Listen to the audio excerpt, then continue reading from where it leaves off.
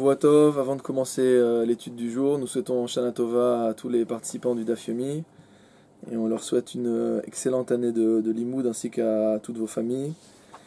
Nous avons hier fait une longue sugia sur un problème qu'on avait déjà vu dans Nedarim, à savoir que, comme on le sait, le mari a une prérogative, c'est qu'il a le droit d'annuler les vœux de son épouse. Et ce qu'on appelle Hafarat Nedarim. Donc pour certains, on a fait Hatarat Nedarim ce matin à la Shul, mais ici c'est Hafarat Nedarim. Hafarat Nedarim, il y a une question dans la Gemara, à savoir si lorsqu'un mari annule les vœux de sa femme, est-ce que Megaz Gaïz ou Miankar Akar? C'est-à-dire, est-ce que au moment où le mari fait l'annulation du vœu de l'épouse, est-ce qu'il coupe net le vœu à ce moment-là? Mais c'est-à-dire que le vœu a existé préalablement à l'annulation et était valide jusque-là, ou alors est-ce que Miankar Akar, est-ce qu'il a complètement déraciné ce vœu? Ça veut dire que rétroactivement ce vœu n'a jamais eu lieu. Alors on a déjà vu toute une discussion, on va essayer de ramener une nouvelle preuve dans la Gemara, donc on est Daf Kaf Bet Amoud Aleph en haut du Daf. Tashma, Haïcha Shenadra Benazir Venitmet.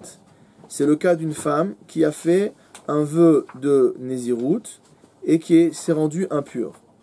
Ve'acharkar hefarla ba'ala. Après ça, son mari a annulé son vœu. La Braïta nous dit que Mevia chatata off. Elle apportera donc un oiseau en chatat, en korban expiatoire. Ve'ena mevia olata off. Mais elle n'amènera pas l'oiseau qui est consacré à la ola, c'est-à-dire à l'holocauste. Donc on est très très étonné par cette Braïta. Puisque de deux choses l'une. Si le mari il est Migaz Gaïz, ça veut dire qu'il a uniquement arrêté le vœu net au moment où il a prononcé l'annulation. Ça veut dire que quand la femme s'est rendue impure, elle était bien sous le coup de la Nézirut, et donc elle doit offrir les deux corbanotes, comme n'importe quel Nazir qui s'est rendu impur. Ou alors, si tu me dis que Miekar Akar, il est complètement déraciné, alors elle n'a rien à offrir, puisque le vœu n'a jamais existé. Donc on ne comprend pas du tout pourquoi la Braïta nous enseigne cette demi-mesure, qu'elle offre Khatat, mais elle offre pas Ola. Alors la Gemara elle nous dit,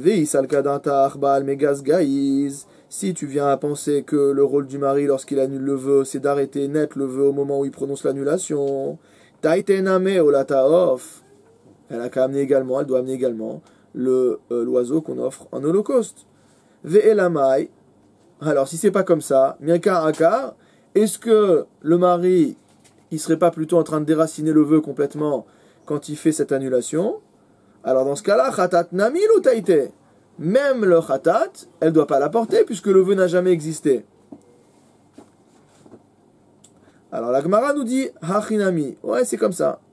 Vehamani, dire que oui il est Miankar Akar, mais alors pourquoi la Braïta elle te dit que tu dois amener quand même le Khatat? Rabbi El-Azar Akaparhi.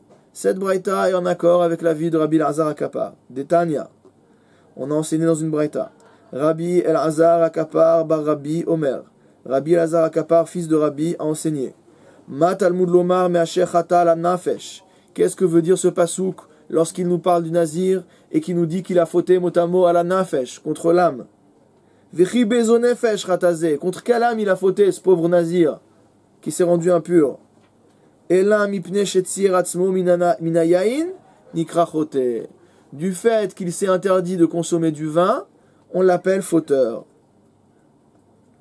C'est-à-dire, comme l'expliquent les Mefarshim, qu'il s'est privé de quelque chose qu'Akadosh Baruch Hu a donné. C'est-à-dire, là, si l'alcool est à consommer avec modération, parce qu'on n'a pas le droit dans la Torah de se saouler, c'est interdit de se saouler, mais par contre, il est permis, bien sûr, de boire. Et comme le vin étant un des plaisirs du monde que Akadosh Baruch Hu nous a donné, celui qui se prive d'un des plaisirs que Akadosh Baruch Hu a donné, c'est un fauteur. Va'alot dvarim kal vachomer. Et on peut faire un raisonnement a fortiori. Umazeh shelotier atzmo minayayi nikra chote.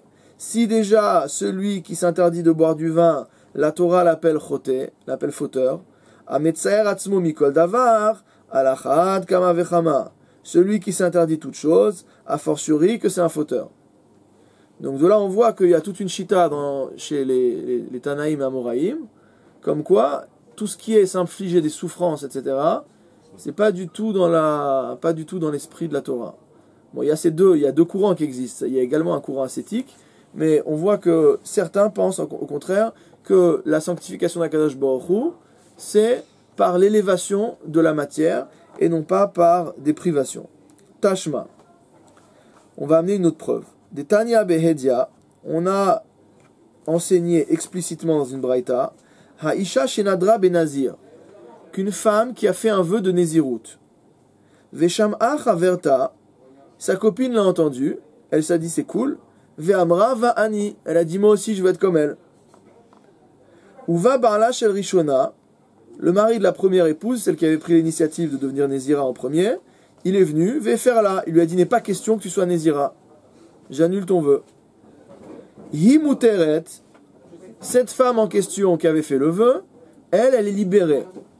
Donc elle n'est plus Nézira. Vachaverta Asura. Par contre, la copine qui a dit moi aussi, elle reste Nézira. Shmamina, Baal Megaz Gaïz. La Gemara a déduit de là que le mari ne déracine pas le vœu, mais qu'il ne fait que couper. Quel est le raisonnement? On a déjà vu longuement ça hier, plusieurs fois. C'est qu'en fait, lorsque la copine dit « moi aussi », son vœu de Nézirut est accroché au vœu de la première femme qui s'est déclarée Nézira. Donc si jamais le mari avait déraciné complètement la Nézirut, ça veut dire que rétroactivement, même la première femme n'aurait jamais fait de vœu, son vœu n'aurait jamais existé, et donc la copine qui a dit moi aussi, elle est moi aussi à rien du tout. Elle est accrochée à du vent. Et donc elle aussi, elle serait libérée. Du fait que lorsque la première femme, son mari annule le vœu, la copine qui a dit moi aussi, elle reste Nézira, ça prouve bien qu'au moment où elle a dit moi aussi, le vœu continue à avoir une existence. Et que donc le mari n'a pas annulé rétroactivement le vœu, il n'a pas déraciné le vœu, mais il a simplement migaz gaïz, il a stoppé net la période de Nézira de sa femme au moment où il a fait l'annulation. Rabbi Shimon Omer, Imamrala hareni kemoter, shten mutarot. Par contre, si la copine n'avait pas dit moi aussi, mais elle a dit je veux être comme toi, d'accord? Je veux être comme toi, tout pareil. Donc à ce moment-là, comme elle a dit comme toi, à partir du moment où le mari annule, son vœu à elle également est annulé, et donc elle est libérée de sa Nézirut. Tourne la page. Marzoutra bere de Rav Mari Amar. Marzoutra, fils de Rav Mari, a enseigné. Haïnu de Rami Bachama. Donc cette question sur laquelle on est en train de se casser la tête, c'était la question de Rabbi Bachama. Débaer Rabbi Bachama, car Rabbi Bachama a posé une question. Hare alai kifsar shelamim. Kisvar zevar shelamim, pardon. Celui qui dit que cette chose-là, qui fait un éder, il dit que cette chose-là me soit interdite, comme la viande d'un korban shelamim. Alors, c'est un sujet qu'on a déjà vu dans les Darim, on avait déjà vu ce sujet-là. Donc la conclusion pour la femme, c'est que finalement il annule pas rétroactivement le mari. La conclusion de la Gemara ici, d'accord, c'est que comme Chaverta Asura, ça veut dire que le mari il est migaz gaïz, donc il coupe le vœu, d'accord, mais il n'annule pas le vœu depuis l'origine. Ça la conclusion de la Gemara. Par contre pour Atarat Nedarim, le Bedin lui annule rétroactivement. La Souga s'arrête sur là. Il faudra qu'on revoie ça. Alors, Marzoutra, Béré de Rav Mari. Encore une fois, qu'est-ce qu'il a posé comme question? Il a dit, si quelqu'un fait un éder, et il déclare, Hare alai kifsar sevar shelamim, que cette chose me soit interdite, comme la chair d'une offrande de shelamim. D'accord?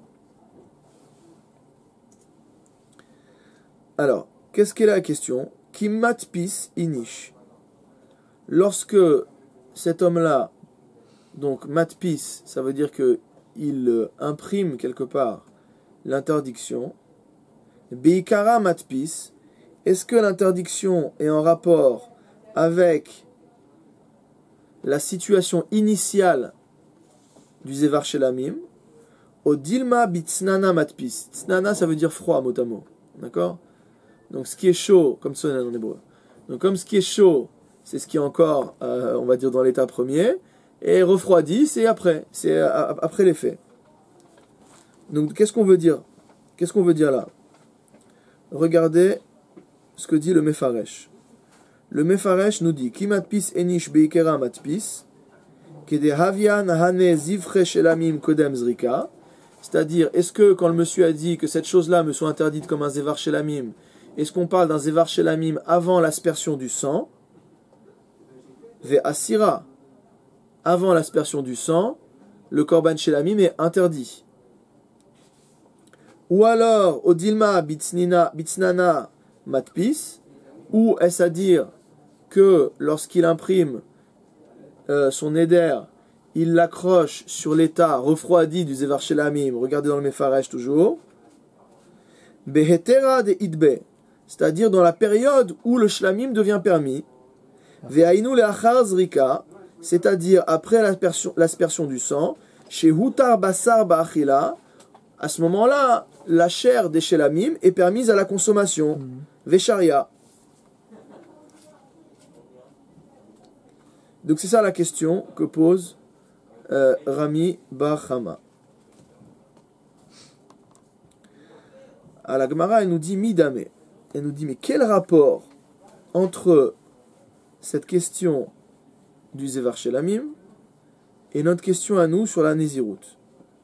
Hatam, dans le cas de la viande. Kevan de Amar Harealai Kifzar Zevar Shelamim. À partir du moment où la personne elle a dit que cette chose me soit interdite, comme la chair d'un sacrifice shelamim, afalgav deleachar shenizrak damo matse achelle bachutz, migdash kadesh. Il dit la différence, c'est que malgré tout, même si tu assimiles la chose sur laquelle la personne a fait le neder, un zevar shelamim après la zrika, malgré tout, ça garde un statut de korban. Même s'il est mutar la ba'achila, même si les béalim ils peuvent manger de cette viande-là, malgré tout, ça garde un statut particulier. Aval hacha. Mais dans notre cas à nous, dans le cas de la Nézirut, isal kadatar bitsnana kamatpis, si tu dis que quand la personne elle a dit que je sois comme elle, on considère que c'est bitsnana, c'est-à-dire que c'est dans la période où ça a déjà refroidi, c'est-à-dire au moment où le mari l'a déjà annulé. Alors si la Nézirut de la copine, elle s'accroche sur l'état permis de la Nézirut, et faire la barla, c'est fini, le vœu il a été annulé. Il n'y a pas de résidu. La différence entre les deux, c'est que dans le shlamim, même après la zrika, il y a un reliquat de kedusha. On ne peut pas faire n'importe quoi avec cette viande-là, même si on peut la manger. Tandis que la femme qui a fait Nézirut et qui a été autorisée qui a été libérée de sa Nézirut par son mari, il n'y a plus de Nézirut. Donc on ne peut pas comparer les deux cas. Ika de Amri, il y a une autre version. Haïnu de Rami Bar Chama Vaddai. Regardez dans le Mefaresh. De Amar, c'est quoi cette histoire? Il a dit Afalgav de Leachar Zrika Dami Migdash Kadish, bien que après l'aspersion du sang, il reste une doucha dans cette viande. Kevan de Matse Achille Chutz Lechomat Azara Bechol Aïr, étant donné qu'on peut manger de cette viande en dehors de la Hazara du Beth Amikdash dans toute la ville, Iamart Bitsnana Tafis Vadai Shari. Si tu dis que le neder s'accroche sur l'état permis de la viande, Vadai Shari, c'est évident que c'est permis. Et là, Acha Ibayalar. Et là, Achi Ibayalar, pardon. Mais voici la question qui est posée. Amralo, Hareni Bigvater, c'est une femme qui dit à ça, ça va être la suite qu'on va voir dans la Gemara, d'accord? Donc juste là, il fait l'enchaînement, le Mefaresh. Donc ça veut dire ici, quand il dit Vadai, ça veut dire Vadai Share. Donc l'autre version nous dit, c'est ce que a dit Rami Bar Chama, qui a dit que dans le cas où il est matpis dans le korban, d'accord, dans le korban shlamin, c'est bitsnana, si c'est bitsnana, Vadai Share. Amrala, donc si l'ami elle a dit, Hareni Nezira Be'igvair. Mot à mot, je suis Nézira à ta suite. D'accord? Be'igvot, ça veut dire à la suite de. Mahu. Quelle est la halacha? Donc nous on a vu le cas où elle a dit Va'ani, je vais être comme toi. On a vu le cas où elle a dit, c'était le deuxième cas, où elle a dit Hareni Kemoter, je suis comme toi. Maintenant, on a une troisième expression, c'est Areni Nezira Beikvair. Ça veut dire mot à mot, je suis Nezira à tes talons, je suis ta marche. Mahu. Quelle est la lacha dans ce cas-là? Hareni Beikvair Bechula Milta Vesharia. Si je te suis en totalité. Et si je te suis en totalité, toi tu es permise, donc moi aussi je suis permise. Odilma kemikame de lefer la bala, ou est-ce à dire que je suis à ta suite avant l'état où le mari l'a libérée, veasira, et peut-être que je suis toujours interdite. Parce qu'elle était à sa suite pour la Néziroute, elle a dit Areni Nezira Bigvair, je suis Nézira à ta suite. Donc elle est devenue Nézira. Mais après, l'autre femme, elle a été libérée, elle n'a pas été libérée. Donc peut-être on peut penser que la deuxième, elle n'est pas libérée. Tashma, on va essayer de prouver. Haisha Shenadra Benazir. On ramène une braïta selon laquelle une femme qui a fait un vœu de Néziroute. Veshama Bala, son mari l'a entendu dire Ve'amar Vani. Il a dit moi aussi, comme toi ma femme. Eno Yachol et Affaire, on avait déjà étudié cette braïta hier. Eno Yachol et Affaire, il ne peut pas annuler le vœu de sa femme. On avait vu c'était quoi la Vamina? C'est que quand il lui dit Va'ani, implicitement, il est également en train d'être Mekayem, le néder de sa femme. Il donne une validation au néder de sa femme. Or, un mari qui a validé le néder de sa femme, il ne peut plus être méfaire après, il ne peut plus l'annuler. Ça ne veut pas dire qu'elle ne peut plus être libérée. Mais après, si elle veut être libérée, il faut qu'elle aille devant un beddin. Mais lui, en tout cas, sa prérogative de mari, elle est épuisée, puisqu'il a dit « je valide ».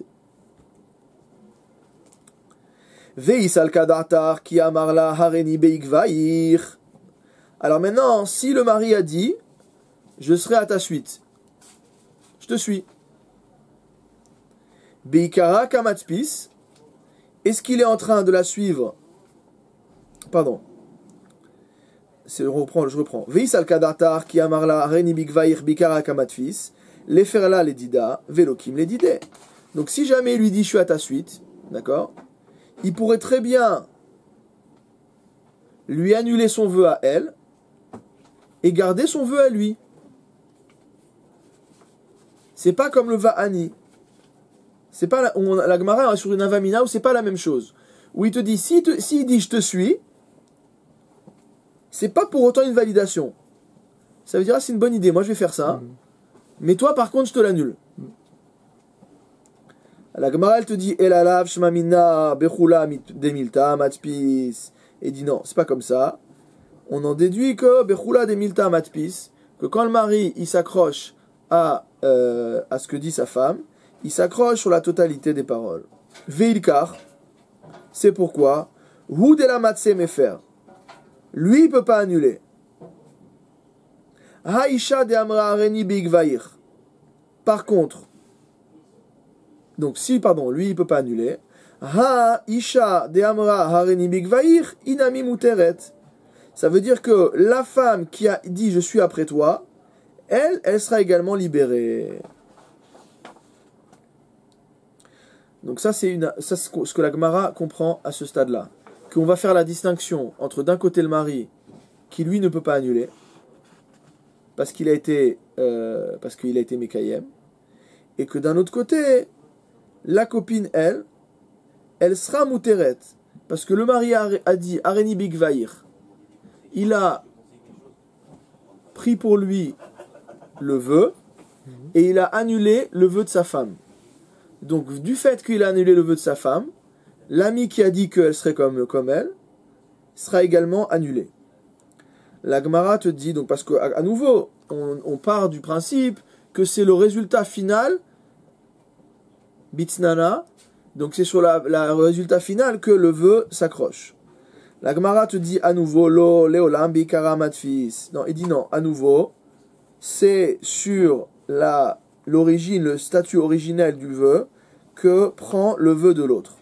Ve'acha, alors quel est le cas particulier qu'on avait ici?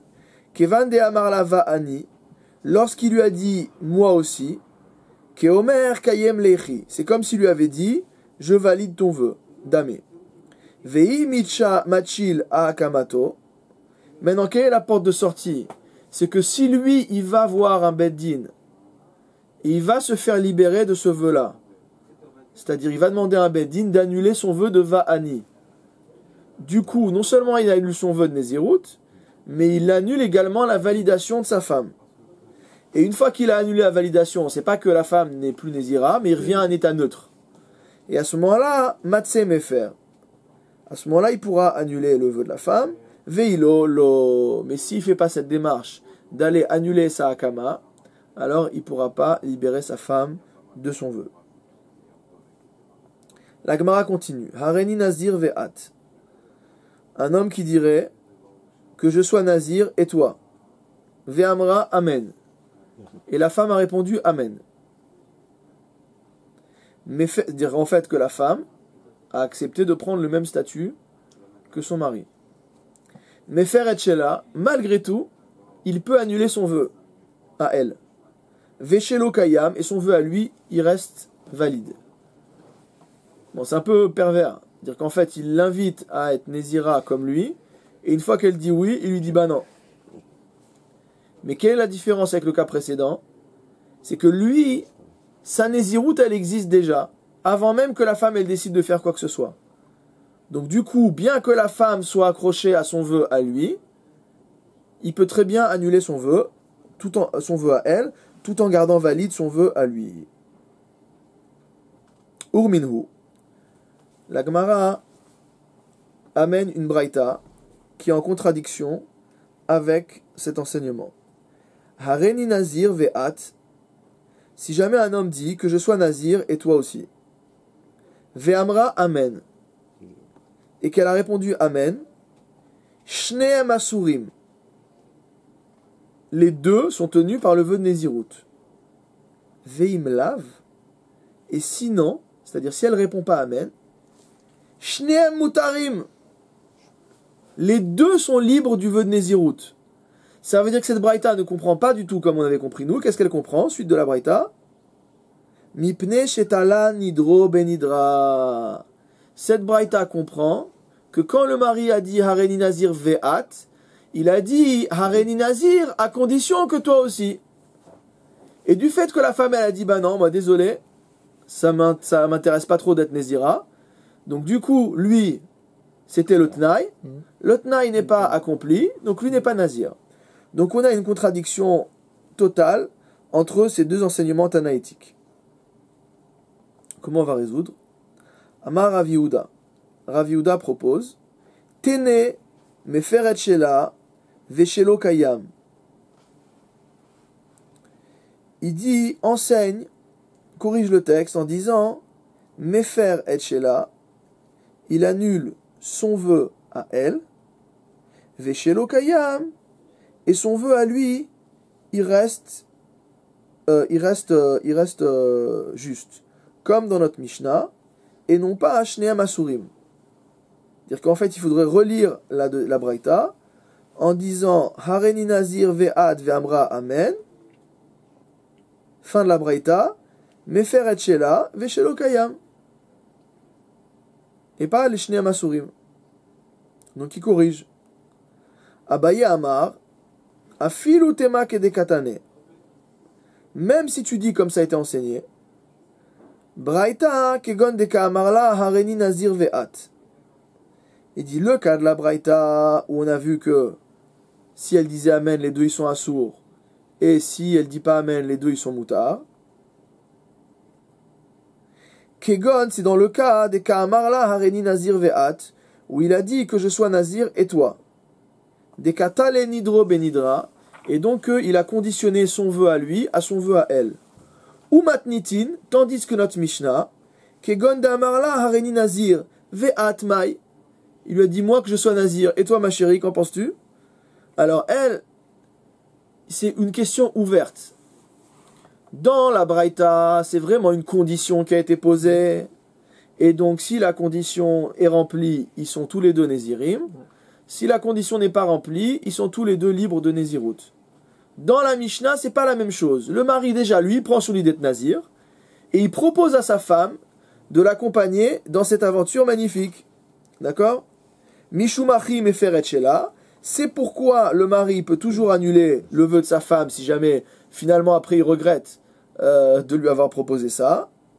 Veshelo kayam, mais ça ne rendra en aucun cas, ça ne remettra en aucun cas en cause la validité donc de son vœu. Donc on voit quoi? On voit que la deuxième solution de la contradiction, on n'aime pas corriger en général, d'accord? Donc la première correction, qui était la correction de Rav Yehuda, elle était embêtante, parce que finalement il nous demande de rayer la fin de la Braïta et de la remplacer par le texte d'origine de la Mishnah. Donc forcément ça va aller. Donc l'avis de Rav Yehuda, c'est que quelque part, il y avait un problème dans la transmission de la Braïta, et que comme le Rabbi a fait la sélection des Braïtot, forcément, si c'est dans la Mishnah, c'est que la bonne version est dans la Mishnah. Abaye trouve une solution, je dirais, qui est plus satisfaisante, au sens où elle ne fait pas sauter la Braïta. Il nous explique bien qu'on parle de deux cas différents, donc un des cas qui est à condition, et l'autre cas qui n'est pas conditionné.